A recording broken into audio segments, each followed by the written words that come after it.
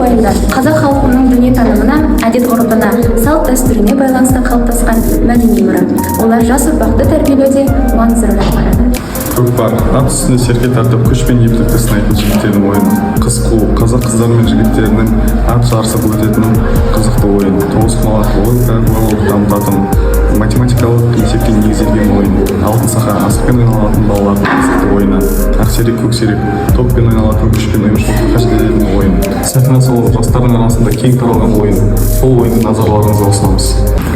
Шынар, ауыл ақсақалдар жиынға кетіп еді ғой. Біз не үшін босқа үйде отырмыз? Аяна дұрыс айтасың. Мен де қосылайын.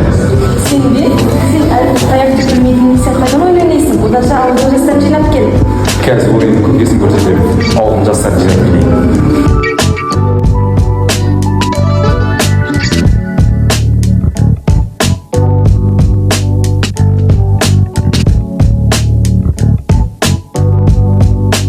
Ал құрдастарым, қандай ойнаймыз?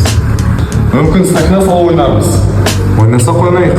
Оған кім жүргізуші болады? Мен болайын жүргізуші.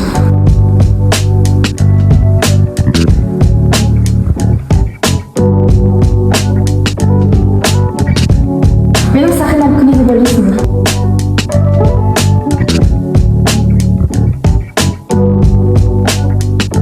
Қапыс тауып қалдым алтағы. Зәс ұтылып қалдым. Енді өз өнерін көрсет. Қандай өнерің бар? Домбыраны ұзатып жіберіңіздерші.